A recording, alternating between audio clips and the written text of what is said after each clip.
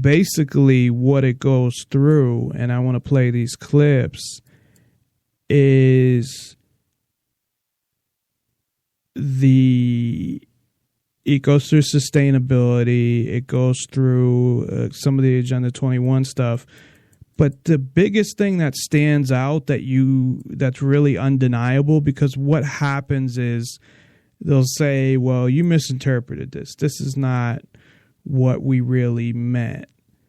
But one of the things that it really spells right out is that as far as the resources, including money, and it does mention climate change, of course, in it, but the resources, including money, have to be shared among the world, so that with all the people in the world, and it says the world population at 7 billion and another billion expected by 2030, and half of that being in cities, that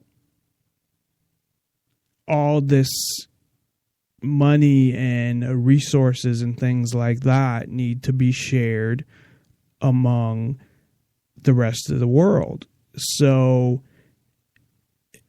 for example, the United States should give half of their money or a certain amount of their money to the Philippines, for example. I'm using the Philippines because I know they're a poor country. Or Mexico, although I think there's some nice upper class parts of Mexico, but there's a lot of parts of Mexico that are in poverty. So meaning that it's a socialist world where everything is shared with everybody else. And I had actually, this is 81 pages. I read this whole thing a couple years ago. And it goes, some of the things that it goes into, let me read in the executive summary, it has some points, and I'll just read the list of, not the paragraphs associated with them, but the list in the executive summary. So leave no one behind, which it really means that, well, everyone deserves opportunity. And if you don't have opportunity because you live in this country, that another country should help you to get opportunity, or the world as a whole is responsible for giving you an opportunity, not you being responsible to try to make an opportunity for yourself.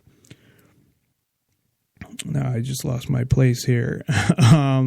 Put sustainable development at the core. Anytime you hear sustainable development, it's usually bad, because it's about, again, the sustainability part is to be able to last, to sustain. So to say that, well, we need enough gas to sustain us for thousands of years. I'm just using that as an example. And we need to make sure that that's sustainable. And by that, we need to lower the amounts that we use, and we need to put laws in place and quotas in place and do this on a world level. And so that's kind of when it says put sustainable development at the core, have that be, that's the main thing. And these are all for the world, that for the world as a whole to sustain itself. Of course, the problem with all this stuff is you have no sovereignty, you have no freedom, you are not an individual, you are part of the collective where the group, and in here is a big group, is always more important than the individual, and conforming is more important than being an individual. Transform economies for jobs and inclusive growth. And this is where like things like the TPP, I can see it fitting in there, where it's setting up the countries that are joining it to help their economies. And what I got out of it is, when I read what was leaked, is that it seemed like it would even divvy out specific industries would be controlled by specific countries in a sense.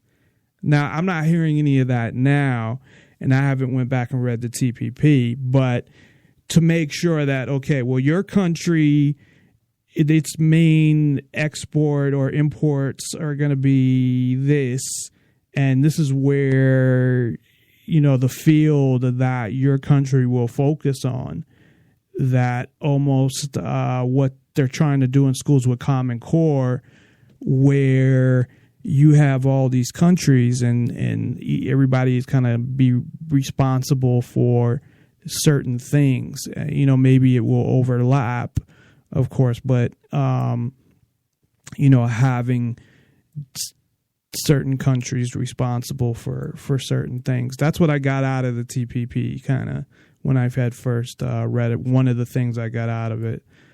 Build peace and effective, open, and accountable institutions for all. So, I mean, this is one of the stupidest fucking things. And the first sentence in this is, freedom from fear, conflict, and violence is the most fundamental human right. So this is where the whole idea of negative rights come in, and what I've been talking about you have the right to not get shot, or you have the right to live, means that I don't have the right to carry a gun. Those are the type of rights that they're talking about. They're talking about, I have the right for freedom from fear. What the fuck does that mean? How would you set something up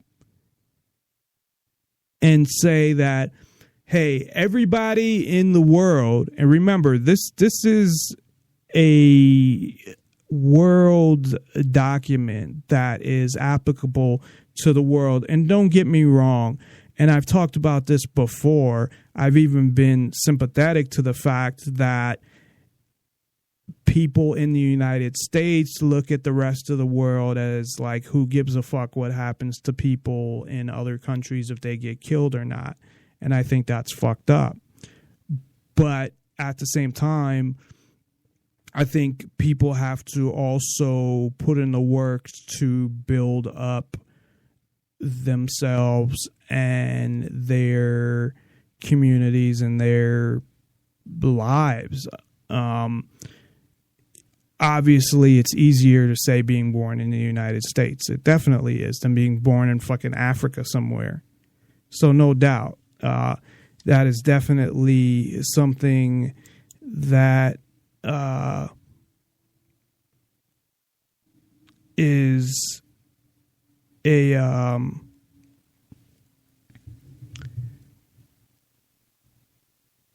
is true. But at the same time, I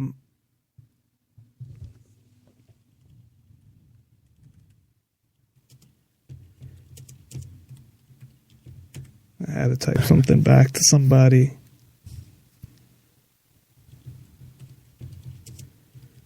Now they're all mad.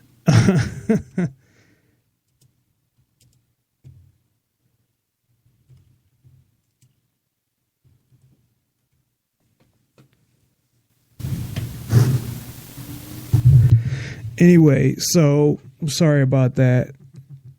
I'm good at I always say this, I'm good at multitasking, but not when I'm like talking to two people or talking to somebody and then trying to talk on the air. Anyway, so this I kind of forgot where I left off, but talking about the freedom from fear, and one, I mean, that is, if you're talking about 8 billion people and how subjective that was, or that is,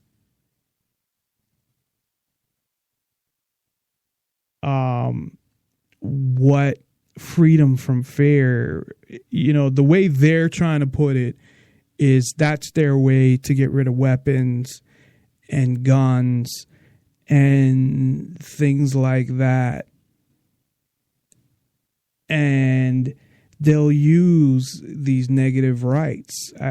On the progressives do it all the time. They use the negative rights to try to say that they're freedoms. There is no such thing as freedom from fear.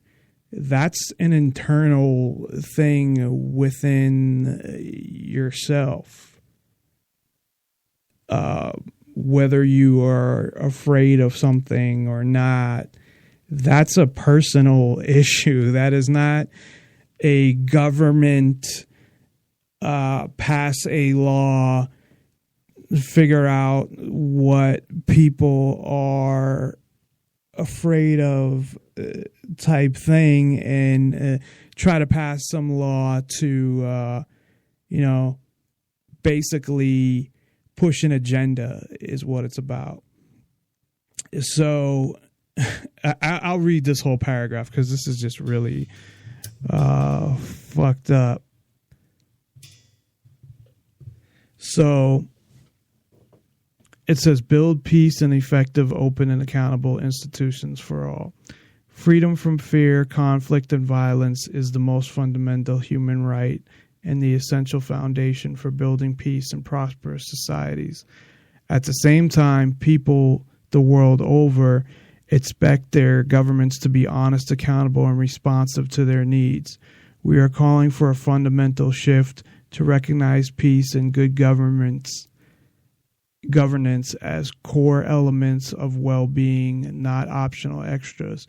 This is a universal agenda for all countries. Responsive and legitimate institutions should encourage the rule of law, property rights, freedom of speech and the media, open political choice, access to justice and accountable government and public institutions. We need a transparency revolution so citizens can see exactly where and how taxes, aid, and revenues. And that's funny to see how extortion, where your extortion money goes, and from extractive industries are spent. These are ends as well as means. So, again, I mean, I just look at that as, of course, everybody wants peace and they want to talk about, we want global peace and no more wars and no more whatever, and everybody needs to be equal. So they even look at, because reading further into the document, they even look at peace as some kind of, it's not peace in the way you would think. It's peace by force almost, which is, it's totally not peace, because they're looking at it that we're going to maintain the peace by a force that's there to maintain peace, because we're going to hurt you if you're not peaceful, which again makes no sense. So looking at that one was, when I went through this originally, was the one that bothered me the most, to be honest. And there is a clip that I want to play from one of the women that was at this meeting. She is listed in this document at the end, right next to John Podesta from the United States. So I'm going to play a section of this. And